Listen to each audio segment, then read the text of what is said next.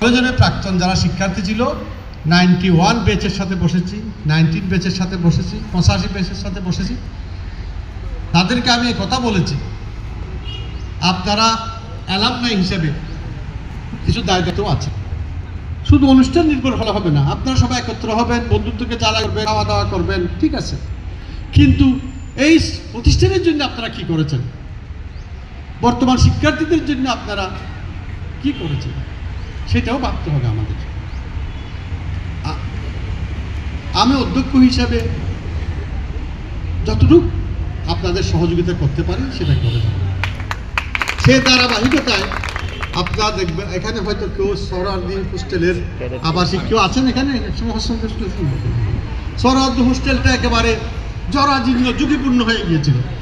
সরকারিভাবে কোনো বরাদ্দ পাওয়াটা অনেক সময় সাপেক্ষ, বরাদ্দ পেলেও কাজগুলো ঠিকমতো হয় কিনা তাও অনেকে প্রশ্ন থাকতে পারে। এই কলেজের একজন প্রাক্তন ছাত্র সোহরাওয়ার্দী হোস্টেলের নিচতলাটা সংস্কার করার জন্য 11 লক্ষ টাকা দিয়েছে।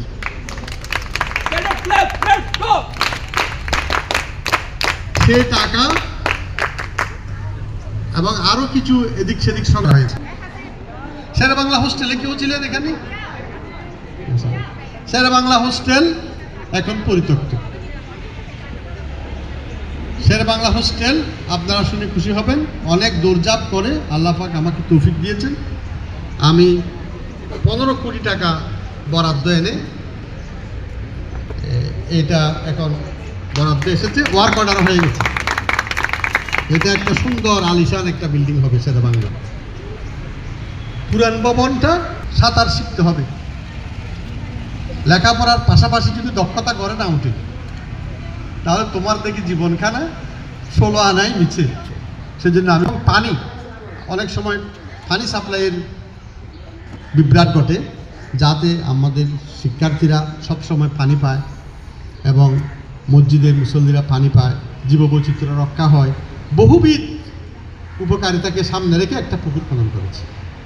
আমার ইচ্ছা সেই পুকুরে সুন্দর একটা নান্দনিক রানওয়ে হবে, লাইটিংয়ের ব্যবস্থা থাকবে, এর পাশে